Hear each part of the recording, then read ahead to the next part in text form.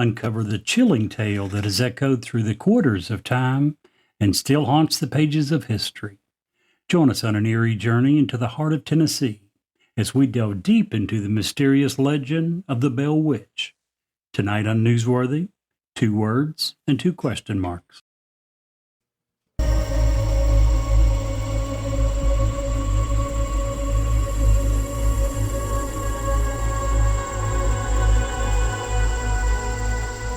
He's alive!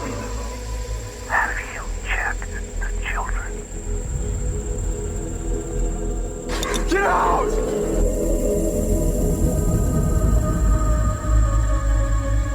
You have scoured the podcast world and finally found us, Newsworthy with Steve and Jerry, where we delve into all things mysterious, macabre, or out of this world, and decide if they are truly newsworthy.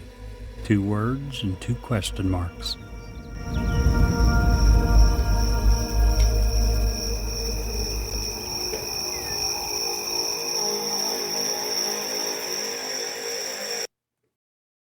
Hello, I'm Ed Locke with USA Mortgage.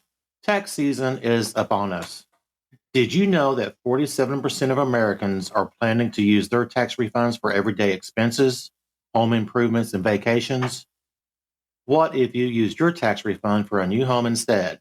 Again, this is Ed Locke with USA Mortgage. Your tax refund can be used towards down payment, closing costs, or paying down existing debt to help get approved. So before you spend that tax refund, let's get together and see how to best utilize those funds to invest in your future and your new home. Call or text me at 502-680-0953.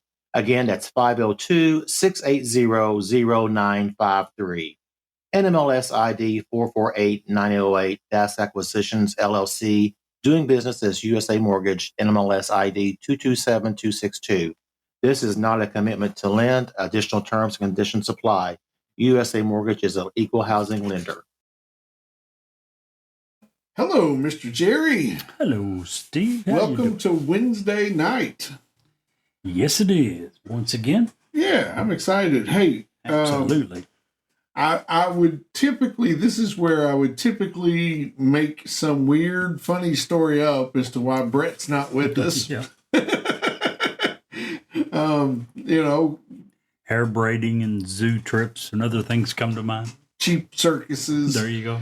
Unfortunately, that's not the case. Brett has to take a little bit of a sabbatical away from the podcast for a while. Sadly so. He's got some family things he's got to get through, namely raising a gaggle of children. His wife is currently how far along? Pretty far along. Pretty far along, and he's going to have to take some time and be with her.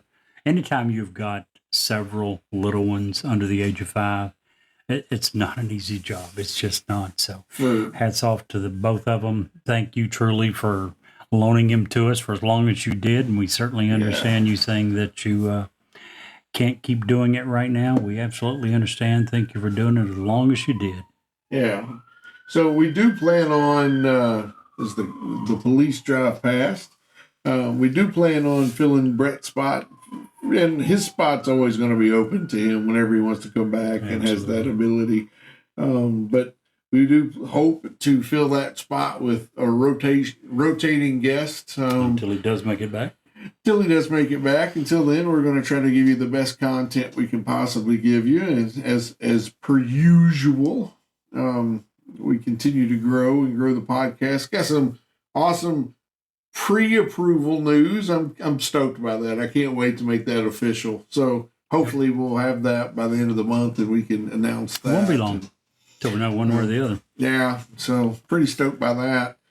Absolutely. You know what I'm not stoked by? What's that?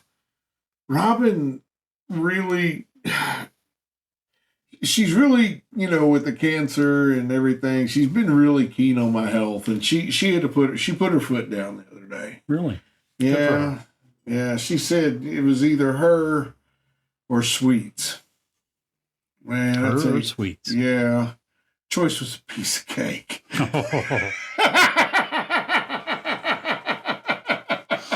Yeah, I'm telling you what. I'm just kidding, Puddin'. I wouldn't do that for nothing. But no, seriously, exercise. That's where I thought you were headed with this. She was going to tell you needed better diet and exercise, but exercise really is vitally important. Did I tell you about my new dog? No, I didn't know you had a new dog. It's a legless dog. Oh. Yeah, I call him Cigarette. It's because every morning I take him out for a drag.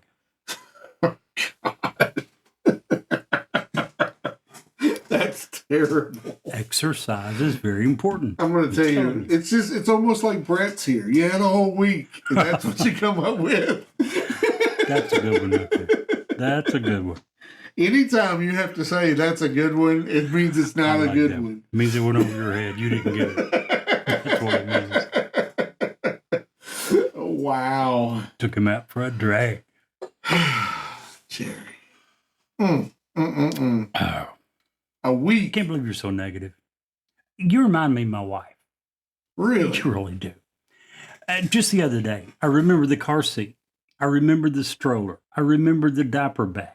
Yet all she wants to talk about is how I forgot the baby. So negative. It sounds like Brett. I can see that happening at some Yeah, point. really. He has to just count them. Literally. Whew.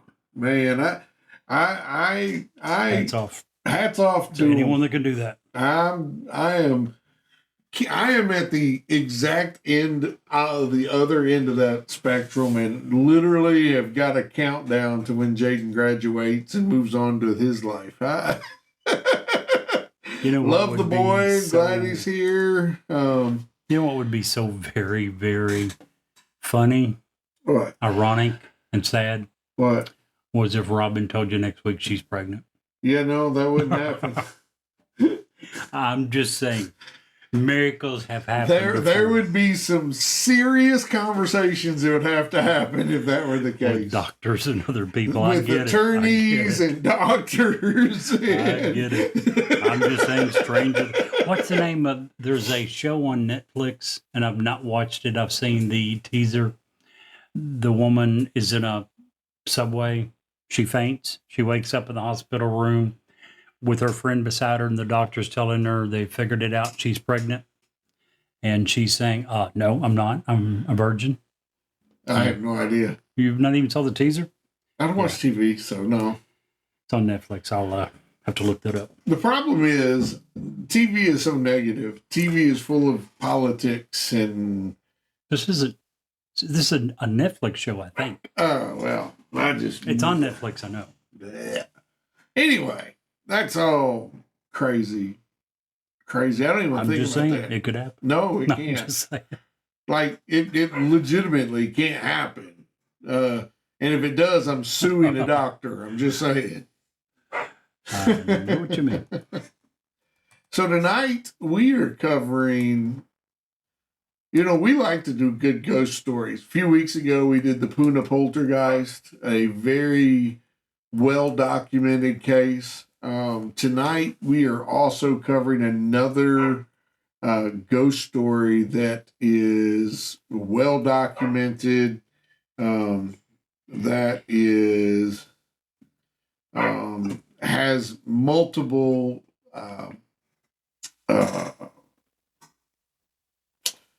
what am I trying to say, Jerry? Multiple witnesses, thousands of witnesses actually. I'm going to let this dog out. Jane the Virgin, by the way, while you're gone, is the name of the Netflix show. Just looked it up. And anyway, that was the name of the show that I couldn't think of. And back to our show. Yes. We actually, this one, you mentioned the Puna Poltergeist, 2 weeks ago, I think. Yeah. This one had a lot of things that reminded me of that. Yeah. A lot of similarities. Yeah. It just did. And, this one, you can always we talk about a lot of different stuff on here. The quality of the witnesses Yep. also means something. And this one has about as bulletproof of a witness as you can possibly get, I think, depending on where you come from. Well, I know the one you're referring to, and that there's a lot of that witness you're referring to is about 98% second and third hand gossip. This is not something he ever talked about. This is not something any historical documents mention. But yeah, anytime you get someone of his stature, but it's not just him. There's numerous other people. I 100% agree with what you're saying. Anytime you've got the number of people, the number of reputable people, and the number of people who seem to have no incentive, be it financial or otherwise, Right. to all be telling the same story, that's the way that you get me to believe there's something going on. Yeah. Now, I found out about this because my in-laws live within 10 miles of this, the happening of this, which is kind of cool. Now, they moved there long after that, obviously, but I mean, They were we're going born to. far after that. I wasn't going to go that far. It was early 1800s. I don't think anyone involved is going to mind you saying they were born well after 1820, which is when. I know, but John my Bell mother-in-law listens to the show sometimes, so I was just giving her a dig. Yeah, serious dig. Serious dig. I'm trying to help you out here, bud. You don't even seem to realize it. No, it's okay. I don't need. I got my own Okay. shovel. Thank you. Yeah. Last I heard, you're still trying to work on getting your man card back from her. So don't- Exactly. Yeah. So I got to take them where I can get them. As our man Tim Good for Allen you. would say. So Good tonight for we're you. talking about the Bell Witch, and this happened down in Robertson County, Tennessee. A farmer named John Bell Sr. I guess I'll just get into it. Sorry. Go right ahead. They lived over in North Carolina, and they realized where they lived was not going to be big enough for their growing family. Packed up their wagon, moved over here to Robertson County, got 1,000-acre spread in a community where basically they knew that they were going to have to work their butt off to make a good home, make a new town from scratch with the other pioneers, with the other people that lived in the area. John Bell Sr. Was well liked. He was one of the guys that was regarded as a no-nonsense kind of guy, but also very helpful, very beneficial. If someone needed a meal, he would invite strangers into their house, and oftentimes that were traveling, give them food, give them shelter for the night for their travels. And at a time where you relied on your neighbors a lot, he was one of the best. He Yep. was, and where their farm was right on the river and The overlooked Red the River. river. Yeah. And so it was, their farm became a place of great happenings where people would often come to spend the day at the river. And they were very pleasant people, and they were people that other people wanted to be around. Everybody, I think, knows some of those folks that you just want to hang out with them because they're good. They're good people. They do they do good things, and they're so all of that to say. And then they started having children. They had a bunch of kids. Remind me of Brett a little bit. Around 1817, however, things started to take a turn. Now, depending on the stories that you've heard, I'm going to go. Basically, John Bell was out in his cornfield, saw a large animal that looked like a misshapen dog. It looked like, the way he described it later, was a dog that had had multiple bone breaks in its legs and on its body, and that didn't have a head of a dog. It had a head of a rabbit. Yep. Which is a little weird, and he kind of kept this to himself, but it startled him. He took a shot at it. It ran off into the tree line. He went to where it was sitting in the cornfield and didn't see any smashed corn.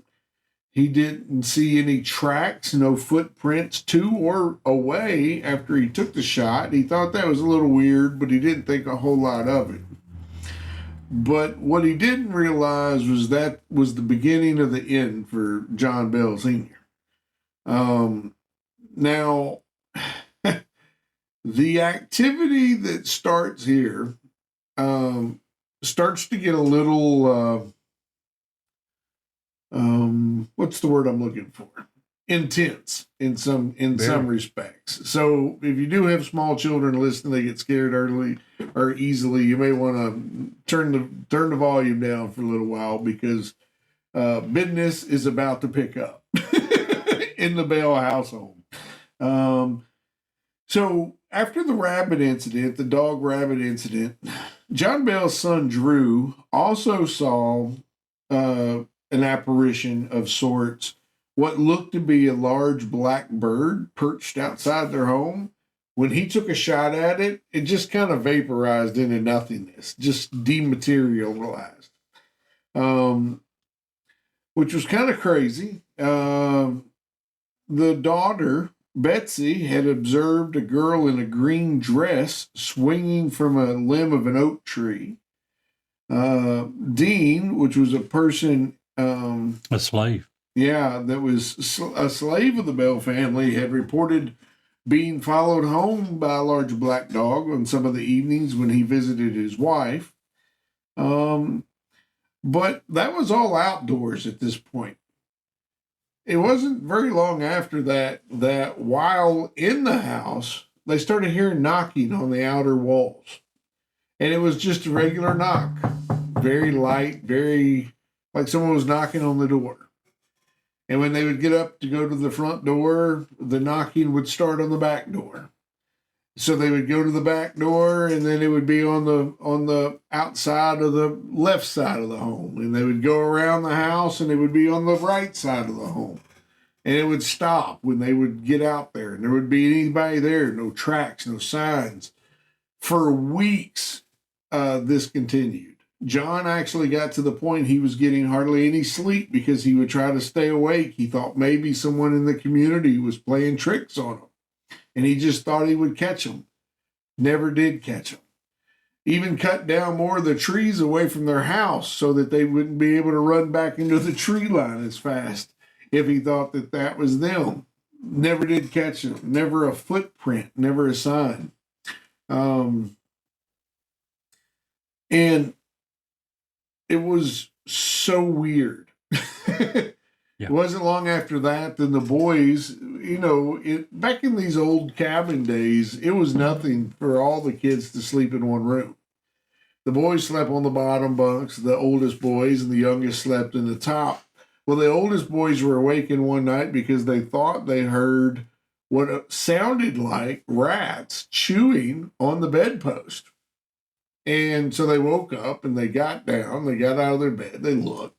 There's no rats, there's no damage to the bedpost. They checked the whole room out, finally go back to sleep, or lay back down to go back to sleep. And as soon as they lay back down, the sound is even louder to the fact that it's loud enough to shake the windows in their house or in their room. And again, they, when they get the courage up, they jump out of bed and nothing. The gnawing and the gnashing stops, but there's no damage to any of the bedposts. It's just sound. They get back in bed. They finally find the courage to get back in bed, and they start hearing gasping, like someone was under their bed gasping for air. They jump out of bed whenever they got their... First of all, kudos to these boys. Being raised in that time makes you a bigger man than I am. If there's someone under my bed gasping for air, I better have a pistol in hand or I'm not getting out of bed. Or I'd be going and finding the pistol. Right, I did get right. out of bed. But they would finally get enough strength and courage, and they'd hop out of bed and look under the bed and there's just nothing there. That kind of got them spooked and actually got the family, that event is what actually got the family all talking about what's going on in their house. Jerry, do you want to talk a little bit about what some of the other things that was going on in their house? Sure. Yeah, what you have covered so far is kind of where it started. Sadly, it went well beyond that. This was an invisible entity. No one ever saw it. But this entity eventually would hold conversations. It would even shake hands with certain individuals. It obviously could affect the physical environment. It it said it could and did shape shift. It would take sugar from bowls. It would spill the milk. It would take sheets and quilts off beds, and many times did on every bed in the house. Many nights it would do that. It would slap and pinch the children. It would often laugh at the victims, mocking and tormenting the Bell family members, often with intimate knowledge of their lives.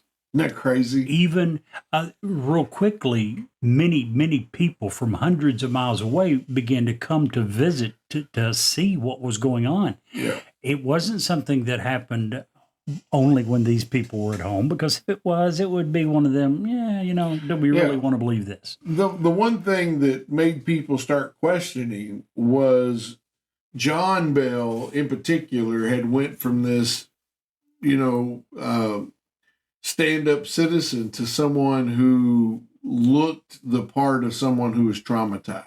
Very withdrawn. Yes. He went from being a member, an active member of the community, to someone who you could barely hold a conversation with. Lack of sleep, lack of eating. Finally confided to a couple of folk in the town that there's something crazy going on at his house. And to which they replied, that's nuts.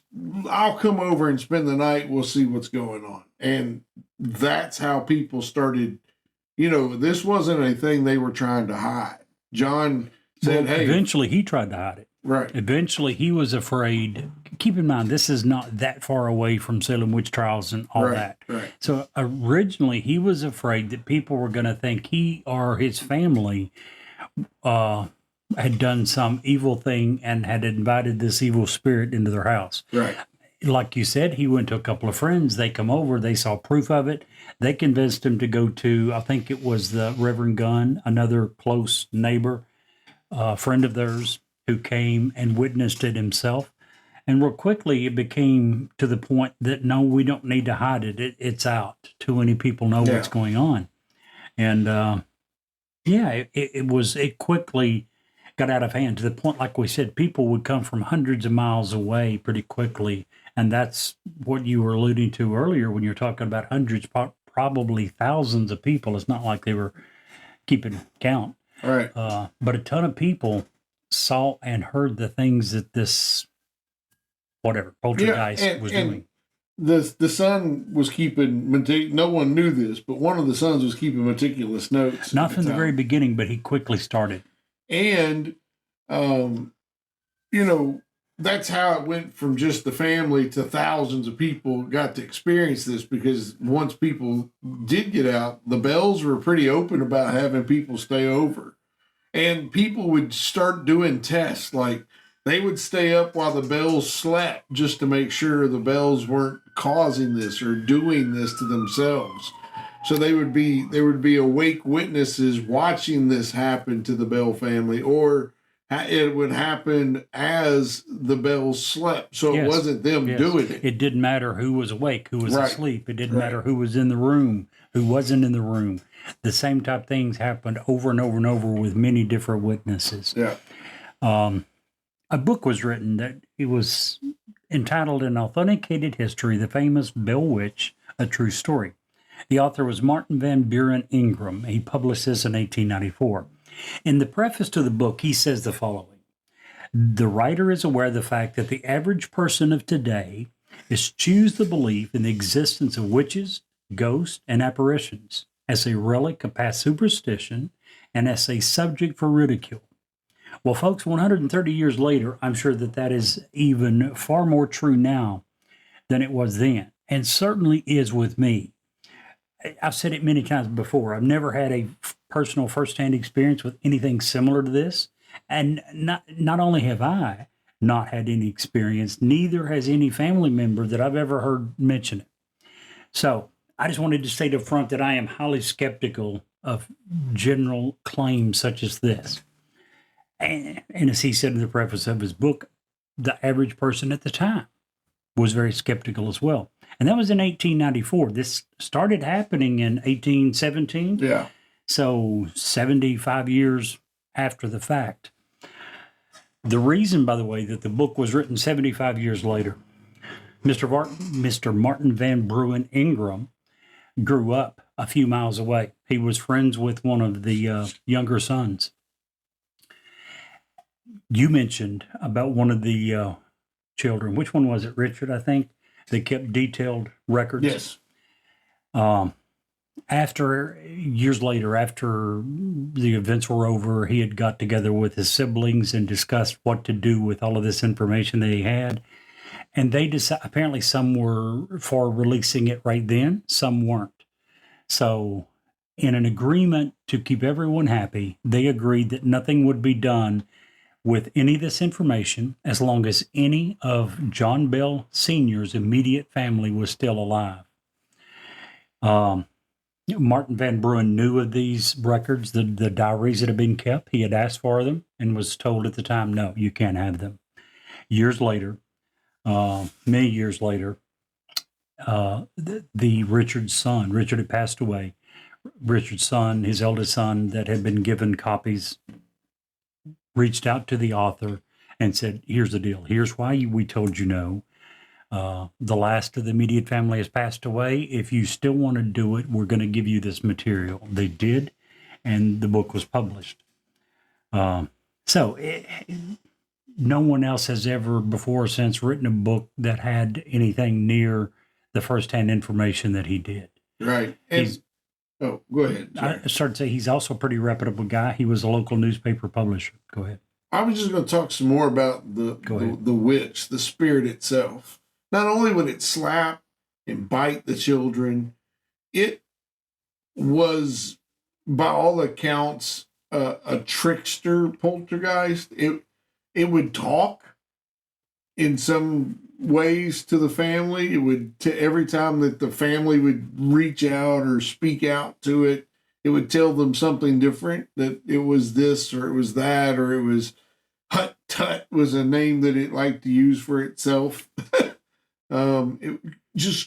It actually had displayed some kindness at some point to John Bell's wife, even though for whatever reason it had told John and others that it was going to kill John. But it liked his wife. But it would actually leave fruit. And when John's wife Lucy was around, she would hear hymns being sung out of, the thin air. Early on, this thing somewhere along the line changed dramatically according to the book and the diary and the notes. Early on, this was considered a good spirit. It was considered to be a good example of a very Christian person, a person trying to live a highly moral life. Yeah, and it even liked one of the sons, John Jr. It liked him quite a bit as well. But everybody else, it didn't much care for them at all. And probably one of the spookiest things that I read about when we were talking, when I was doing my research, was the daughter had walked to the hen house. The hen house was across the road. There was a road that went up in front of the house. A carriage, they had the big circle driveway or whatever. So you had to walk down the road a little piece and across the main road to get to the hen house. Again, this is a 1,000-acre farm, so everything's spread out a little bit. And you don't want a hen house right next to your regular house. When she was on her way, when she walked to the hen house, she walked up there alone. Didn't see anyone on the road. I mean, you could see for miles. When she was leaving the hen house, she collected the eggs. She was on her way back to the house. There was a young lady who she thought she recognized from town in a green dress that was walking up toward the house. And, in her manner was, hey, how are you doing? Trying to reach out and, do what they did. This was a family of, socialites. They like to talk to folks. You had to in this day and age.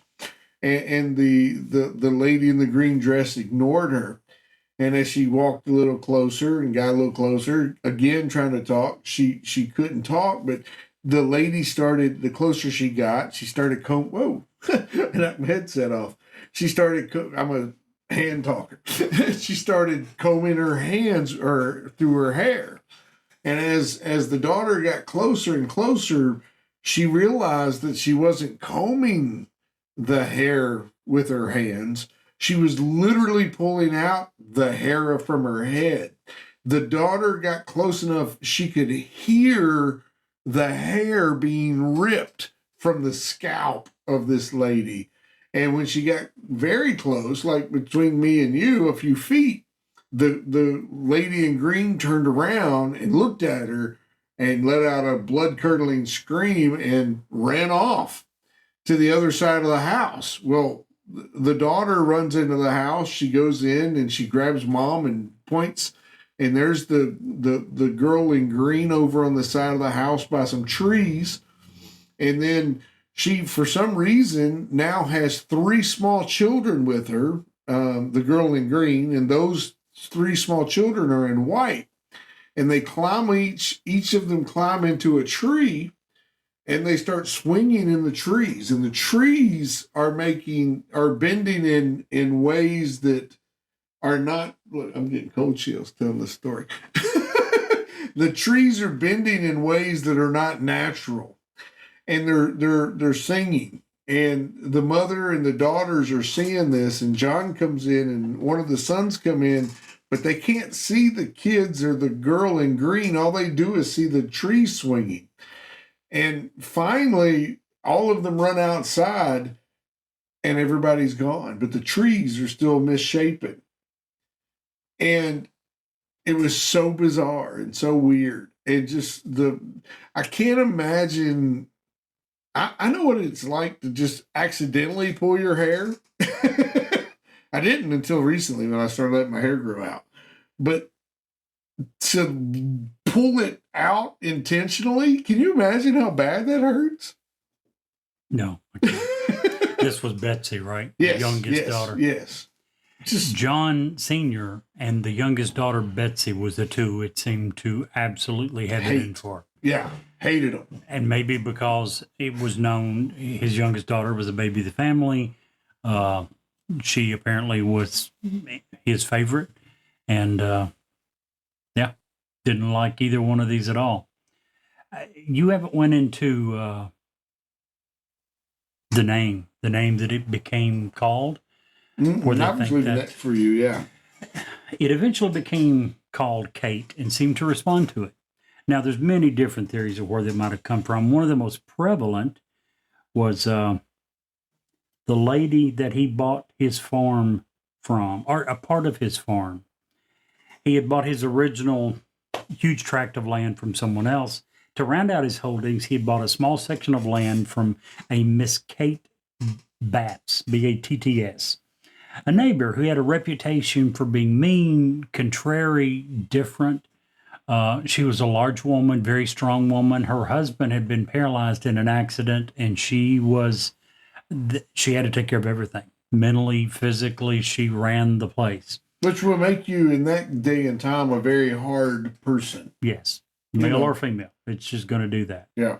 She was known to have an almost grim piety and uprightness, yet at the same time, no sooner had the land transfer been completed than she began declaring that John Bell Sr. had cheated her. This fancied injustice drove her crazy for years, and on her deathbed, she still swore that she would come back and haunt John Bell and all his kith and kin to their graves. Any idea what kith, K-I-T-H, means? No. I had no clue. I had to look it up. kin, I think we all know, is Yeah. kinfolk. Yeah. Relations. Kith is acquaintances and friends. Really? So this woman swore on her deathbed, which didn't make a lot of sense because she didn't pass away for 22 years after he did. But on her deathbed, 22 years after John Bell Sr. had passed away, she was still swearing that she would haunt him and all his kith and kin to their graves. So Crazy. many, even before he had moved to the area, many people thought that she was possibly a witch. She had the name. After these events began happening, a lot of people really thought that she was possibly responsible. They didn't tell it to her. This one was too big, too strong, too mean to be telling this to her face. The poltergeists seemed to like the name Kate, actually began to respond to being called Kate. So, somewhere along the line, whether it was true or not, it was known as Kate, and Miss Kate Batts got credit for it. So, go ahead. I'm sorry. No, you're fine. I was What's your just gonna say that as time went on, John Bell Sr. started to develop tics, places or things where his lip would curl or quiver, or his head or his hand would start shaking uncontrollably. And when this would happen, he could be in the middle of a conversation with whomever, and as soon as this would happen, he would go to his bedroom and stare at the wall for hours before finally dozing off and going to sleep, not speaking to anyone for hours.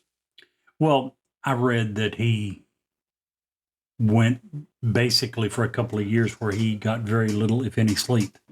Can you imagine what that would do to a person after a long period of time?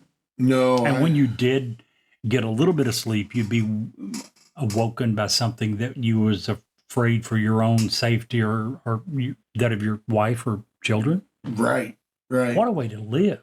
I can't. What that imagine. stress would do to you. I'm sure tics would be the least of what I would have. Yeah, and so there's just so much. And earlier I talked about, we had talked about how many different people had witnessed different things here at this house, and we talked about the them having a pretty good. I'm trying to think of what I'm trying to say. Having a good witness of ill repute, if you will, a witness that if this person witnessed something in your house back in this time and that day, then you could take it to the bank. In this particular case, it was a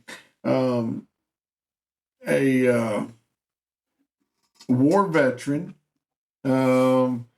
politician turned president of the United States. Future president. Future president, yeah. And that had, with several of his men, came to the farm because they had heard of this case and was wanting to prove their manhood and stay in the house. And quite frankly, they were going to stay the entire weekend. Now, this is all hearsay. He never spoke of this, but if you go to the actual website of the Bell Witch legend, it's listed on there that he did come, and he was going to, the plan was to spend the weekend, and he managed to stay half a night before being scared away by what he saw. And that's Andrew Jackson, old Stonewall himself. If you can scare Andrew Jackson, you've done something. I read that it started before they got to the house. They were on the property, and Yes. the wheels of the wagon suddenly locked up. Didn't stop, didn't break, just stopped Locked. working. Yes. Immediately on the spot, locked up, couldn't move until a voice spoke and said, "You may continue," at which point the wheels turned freely, and they were sitting here whipping the mules, the Yeah. horses, couldn't get them to move. They were not physically able to move the wagon. The voice spoke, and suddenly the wagon was once again freely rolling. Isn't that I'm crazy? sorry to interrupt you. No, that's insane. Yes. And as soon as they pull up, one of the guys who had been talking the most smack was thrown from the wagon and pushed down into the mud and was not allowed to move until again a voice spoke and said, "Now you may get up." It was like saying, "I've heard you this whole way." Was that And- the one that was bragging about how the witch, whatever it called her, was afraid of him because Yes. he had a silver bullet in his revolver meant for witches? Yes. And at that point, she was like, "I'll hold I'll my show beer. you. I'll show you." Here's exactly how scared I am of you. Which is like, it shows intelligence. It shows the ability to think. It shows, you'd spoke earlier that it shared intimate knowledge of the different ways that the family members would think about things or had thought about things. And that wasn't only limited to family members. It was anybody in the became house. Not only in that, yes, for all these people that came, and obviously pretty quickly, almost every neighbor, if not every single one of them, had come. The neighbors had got to the point that they quit speaking badly of it, because if you did speak badly of it, this ghost, this whatever, would suddenly go to your neighbors and your friends and begin telling them the worst, most evil things you'd ever done, that you'd ever thought, things that you believe no one in this world knew and you're going to take to the grave with you. Right. It was telling your deepest, darkest secrets. Isn't that just weird? I mean, and it's really bizarre because you don't hear about in today's age with all the technology that we have. We have EMPs, or that's not right, EAPs, the little recorders that ghost hunters Yeah. use. You know what I'm saying? Yes. The sound, the white noise machines, they have cameras that they use. They use all of this different stuff. And we don't have this kind of interaction No. today that I hear of. You can go to some of the fringe sites that I subscribe to and you'll get a story occasionally that is like, nothing on this level. I mean, can you imagine how strong of an entity this had to be able to not only, we were talking when we were doing the Punta Poltergeist about the Japanese. We mentioned the Japanese office room and how much energy it took for that one night to do all of the things that it did. How much ethereal energy does it take for this to happen, these things to happen? Well, going along with that, and you were talking about reliable witnesses. Back early on, when it was still a good, quote unquote, witch, when it was doing good things, it wasn't being mean, it wasn't hurting people. It attended every revival in Robertson County. And I quote, outsang, outshouted, and outmoaned the most fervent members of the churches, end quote. So if you want pretty reliable witnesses, every member of church, not one or two, every member of the churches heard it singing, shouting Nuts. during It's crazy. revivals. And this was not, this was widespread knowledge. Again, Yeah. you had people traveling from hundreds of miles to see and hear the things it would do. Guys, again, I know all of this sounds really crazy. Let me give you a couple of places that talked about this at the time. The following is a quote from page 833 of the Goodspeed History of Tennessee that was written in 1886.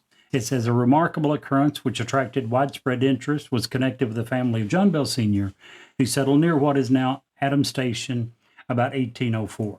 So great was the excitement that people came from hundreds of miles around to witness the manifestations of what was popularly known as the Bell Witch.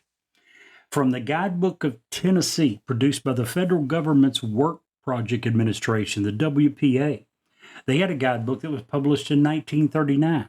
It presents a version of the legend on pages 392 and 393. You should read it. That part, a big part of it, is on Wikipedia.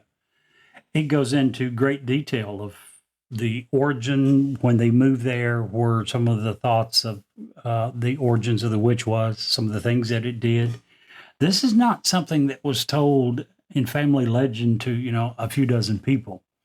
This was common knowledge in that part of the country. Hundreds, if not thousands, of people had come to see it. It was widely written about at the time.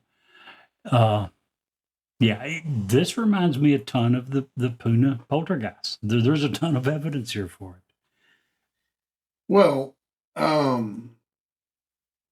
if you don't believe us, you can plan your own visit to visit the historic Bell Witch Cave. No. Go ahead, sir. You don't want to go, Jerry? No, I mean, we can be there in 3 hours from here. Remember what I told you a couple weeks ago? What's that? We were discussing what if you're on a cruise ship, and I'm like, next port of call, dude. Next port of call. I'm out. You can go and visit the final resting place of John Bell Jr. You can go to the Bell School building that's just south of the farm. You can actually go to the Bell Witch Cave farm, which is still a farm today that hosts some paranormal visits. You just have to reach out to them. You can even go to the Bethel Meeting House. That's where the Bell Witch was said to attend church services. One of the places. She attended more than one church house. You can go to any of these places. The address is 430 Keysburg Road in Adams, Tennessee. You can give these folks a call at 615-696-3055 and set up your very own paranormal investigation. How's that for crazy? Yeah. There were so many times when I was doing research on this that I just stopped and said, what the hell? Are you kidding me? Time after time. There is so many things that happened in this house. Conversations that we could spend an entire show on just the conversations they had with the spirit. We could spend an entire show talking about the ways that it hurt or became violent or manifested, anger toward members of this family or other people. I mean, there's so much here. It's so much, like you say, the similarities between this and the Puna poltergeist is phenomenal in the amount of evidence. The amount of evidence that there is something seriously messed up going on. Now, was it the farm? Was it Kate Betts or Bats? Was it, there were several Indian burial grounds, The trickster spirit had one time said that it was someone had disturbed its resting ground. But if that's the case, how do you threaten to kill the man, but love his wife? Right. Have nothing but that's why, great things to say about her. That was why they think that it was a trickster poltergeist, because it would say that at one time and then the next time say, nah, I'm actually buried in the cave and that's my home. Earlier you asked if I would be going. Yeah. I mean, it's only a few hours. Let me sum it up this way. At this point, I think we strongly need to consider declaring Adams, Tennessee as a disaster area. Now, we can, don't get me wrong, we can consider allowing people to re-inhabit that area in a couple hundred years. Now, the population was only 634 as of the 2020 census. It's not that big of a loss, guys. To be honest, the residents of Clarksville should consider leaving. It's only about 10 miles away. Now, Clarksville's got a population of 170,000 people. Probably can't make that one mandatory. Folks, it's time to shut Adams down. It just isn't worth the risk. Consider this newsworthy public service announcement of the day. Leave. The sooner the better. We're just going to block you in and you just stay. Take your pick. The walls are going up. When Trump says we need to build a wall, this is the wall he's talking about around Adams, Tennessee. Wow, Jerry. I'm just saying. It's not worth the risk. See, I'm not a big believer in these things, as I said earlier. But there what comes better a point. chance? I mean, you say you're not a big believer because you've never experienced anything. And I intend to keep it that way. This is how you do it. When there's a certain amount of evidence, you're like, nope, I'm good. I've heard enough. You've heard enough. You don't even want to. You don't want Witness it firsthand. Okay. I'm good. I mean, what happens if you go and then you do experience something? Then you'll have that knowledge. Yeah, if I live. Well, yeah. I mean, there's that. I think the people at Clarksville are happy. I was down there at your wedding, and once I've said I'm not coming back, they're yay. Got rid of that jerk. Oh man. Anyway, But no, I don't need to go back. so Jerry, in true newsworthy fashion, the Bell Witch. Oh, if there's ever one that needs, dude, I want to declare the place a natural disaster and shut it down. Yes, it needs more attention. Absolutely, I agree. Now, to be fair, once the John Bell's family all moved away and the farmhouse was destroyed, now they do have a replica now that is said to be close to where the house was and of the same dimensions. But once all that was torn down, there hasn't been a lot of great activity here. Not long after he passed away. Yeah, and he actually foresaw that his death was coming before it came. So did she. Yeah. She prophesied the night before that she was going to poison him and kill him. And the next morning, he did not get up. Yep, and he actually made it one more day before he finally succumbed and died. Crazy, right? Just nuts. Very much so. Definitely, I think the Bell Witch definitely gets a thumbs up. Definitely newsworthy. Needs Thumbs more up. coverage. By the way, if you do want to give it some more news coverage yourself, the book that I was talking about, An Authenticated History of the Famous Bell Witch, it has been over 120 years since it was published, so there is no copyright on it. If you go to this week's podcast website, we'll have a URL that you can download and read the book yourself for free of charge. Also, don't forget, if you would like to go and spend the weekend at the historic Bell Witch Cave, you can Don't do call so. me. Just call Jerry, see if he wants to come with you. And it's again, the address down there is 430 Keysburg Road in Adams, Tennessee. You can call ahead and set up reservations, plan your visit, 615-696-3055. And that gets you right to the historic Bell Witch Cave of Adams, Tennessee. Man, that episode is really interesting. And if you'll stick around for us for just a few commercials, we have another great story to tell you. Hi, this is Ed Locke with USA Mortgage. When it comes to buying a home, the process can be overwhelming and confusing. With so many options, it can be hard to know where to start. That's why it's important to work with a certified mortgage loan originator. I have the knowledge and expertise to guide you through the process and find the best mortgage option for you. I will work with you every step of the way to ensure that you are getting the best deal possible. So if you're looking to purchase or refinance, please reach out to me at 502-680-0953. So don't take on the stress of buying a home alone. Work with me and I will make your dream a reality. Trust the professionals and make your home buying experience a positive one. MLS ID 448908, DAS Acquisition Company, LLC, doing business as USA Mortgage, MLS ID 227262. This is not a commitment to lend. Additional terms and conditions apply. USA Mortgage is equal housing opportunity. If you want us to review or rate your product on air, if you have suggestions for new episodes, awesome ghost stories, or anything else, please reach out to us. Our email address is newsworthyWithSteveandJerry@gmail.com. Our text number is area code 540-709-1318.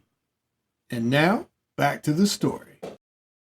Jerry, tonight's Yes. bonus story is one of my favorite things in the world. What is that? Roller coasters. Nice. So let me tell you guys a little bit about some roller coasters. If you like drag racing, taking off in a jet fighter, you're going to love the Superman, the Escape roller coaster at Magic Mountain in Valencia, California. The first roller coaster to break the 100-mile-per-hour barrier. It's currently the world's fastest roller coaster. The high-speed launch 15-passenger cars from standstill to 100 miles an hour in 7 seconds with a force of 4.5 Gs as it heads skyward.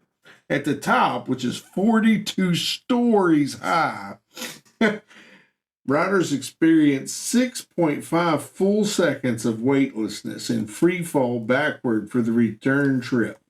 The fastest inverted roller coaster is the Raptor at Cedar Point Park in Sandusky, Ohio. That gut-wrenching ride features a cobra roll that flips passengers over, spirals them upside down into a 180-degree roll, then repeats these twisting maneuvers in reverse order, all at speeds at over 60 miles an hour. Cedar Point also has one of the fastest, steepest stand-up roller coasters, where riders speed up over a lagoon and, among other thrills, experience 4 upside-down inversions at 60 miles an hour, all while standing up. Cedar Point has been mentioned a lot, but that's because it is known with its 12 different roller coasters to the Guinness Book of World Records as the roller coaster capital of the world. Before the advent of the roller coaster, people used to pay to drive their cars over undulating track. And today, currently, many weddings are performed on roller coasters. There's even one minister that specializes in such weddings. Modern roller coasters take 2 to 3 years to design and up to $8 million to build. There's a market even for used roller coasters, as it is cheaper to take apart, move it, and reassemble it than it is to build a brand new one. The longest roller coaster in the United States, which I've ridden, is the 1.4-mile Beast at Kings Island in Ohio. And the oldest operating roller coaster in the United States today is the Zippin' Pippin at Liberty Land Amusement Park in Memphis, Tennessee. It was built in 1915. And Jerry, if you can't see the light, Be the light.